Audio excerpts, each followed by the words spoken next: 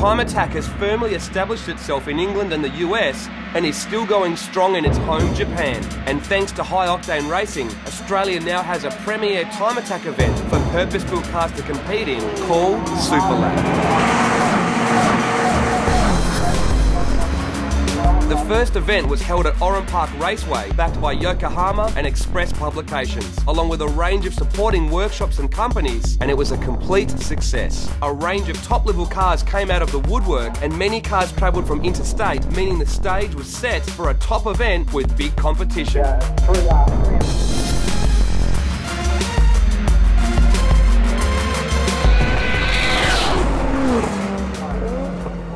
Racing was broken into two groups, Club Sprint and Open Class. Club Sprint class cars must be registered and have limitations regarding weight reduction and must have a full interior. They also must have a full legal exhaust that is under 95 dB, retain the original engine, although with unlimited modifications, and run on street tyres with a tread compound rating up to 100, making Toyo R1Rs very popular in this class. Open Class, on the other hand, is pretty much open slather, as long as the car retains the original chassis. This meant there was some pretty wicked machinery. Each category was divided into 3 groups, and each one raced in 3 15-minute sessions over the day. The fastest time of the day was the one that counted, and the top 5 in Club Sprint and Open Class were invited out at the end of the day for a best of the best shootout. There was classes for turbo and non-turbo, 4, 6 and rotary, along with drivetrain configurations.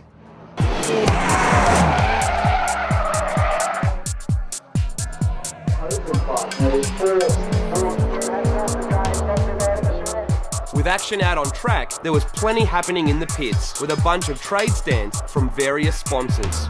Yeah, g'day, my name's Ross from Ross Balances. Hi, I'm Chris Worthington with ACL. My name's Tony, I'm the manager from V-Sport. Once the first session hit the track, people were already picking their favourites. We jumped on board Jack's GT Real R33 GTR for a couple of warm-up laps. The Oran Park GP circuit is fast and technical.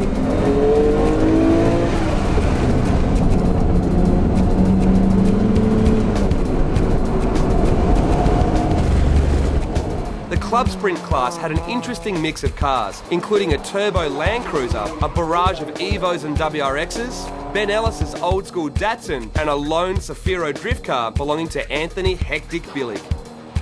The cars to watch in Club Sprint class, though, were John Boston behind the wheel of Elias's turbocharged S2000 and Brett Middleton in his trusty MRT Evo 9 Lancer. Bozo's knowledge of the track saw him pushing harder than most could believe, and was the only person to slip into the 1:17 bracket. Coming through. He went a minute 17. He's got a minute 20. Brett Middleton proved good setup and driving is more important than big power and heaps of mods, piloting his MRT and Whiteline equipped Evo 9 into the 1:18 bracket. Everyone else has gone. Not a day at all. 21:00. Only one other Club Sprint class car went under the 1:20 barrier, the tropical slushback Evo 9, driven by Gerard Mannion. Turn 12. One car to make its return to the limelight in the Club Sprint class was the Advan Performance R33 GTR. Hi, my name is Peter Hopkins, the owner of Advan Performance. I'm running today 400 kilowatts at all 4. It's capable of 550 at all 4. The car's an awesome thing to drive. It's just overpowers the tyres and it's a bit slippery and it's all over the place, to be honest, but a lot of fun. Open Class was what many people came to see, and the amount of top-level cars was beyond the event promoters' expectations. Bell Garage had their famous Evo 9 on track, sporting a revised setup and big power from a HKS T04Z. With Garth Walden behind the wheel, it was brutally quick.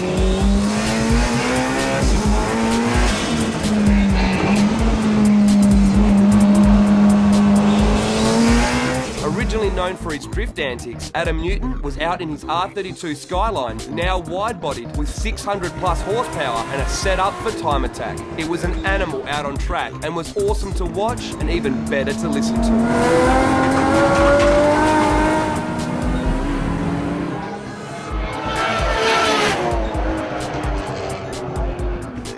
Some other drifters were also out on track.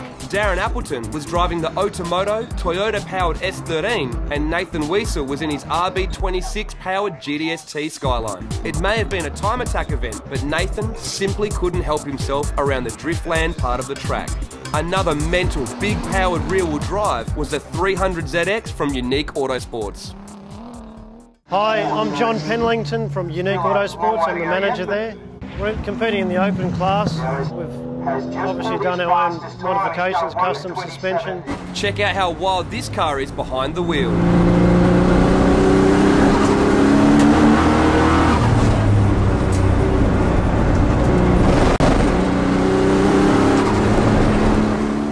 Two cars that surprised many Japanese car fans were the Lotus Elises of Peter Lucas and Tim Mackey.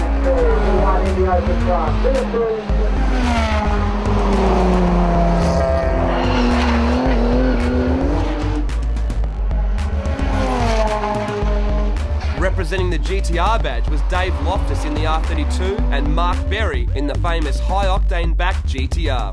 The guys are working on an even more mental R34, but it wasn't ready in time. Jump inside and see what a car that runs in the 1:12 zone is like.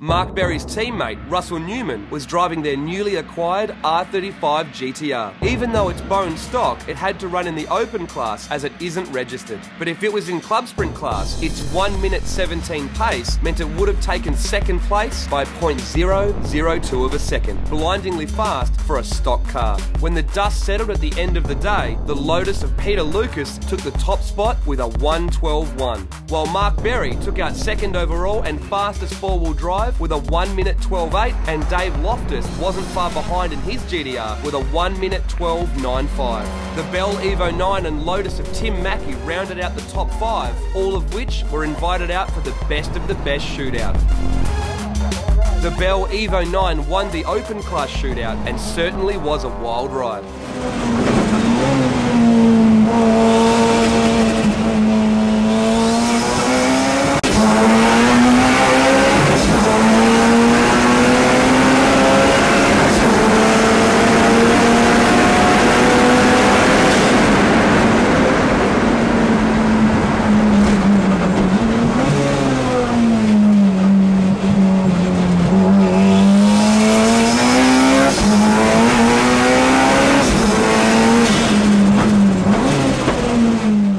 John Boston continued his trophy haul, taking out the club sprint class shootout along with fastest outright, rear-wheel drive and turbo class.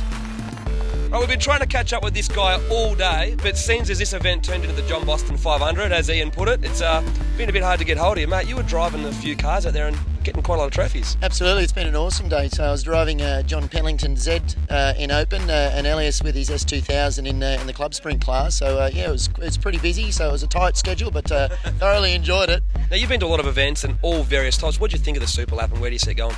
I think it's awesome for a first up effort. You know, I've been to Japan and raced over there like a few times, and I've been able to see some of the events they hold over there. And for a first up effort, I think it's fantastic. I think, you know, it can only get bigger. You know, as long as we get some positive feedback. And look, it's always good to get negative feedback. It's just a way of obviously improving the event. So bring it on. Well, the first Superlap is run and done, and Ian, mate, from our end, I think it looked pretty damn good. Yeah, what do you think? Yeah, we got a few people through the gates. It's good.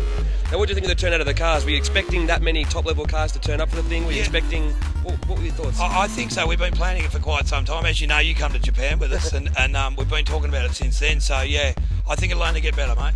Thanks, Ian, mate, and cheers, we'll see you soon. Okay.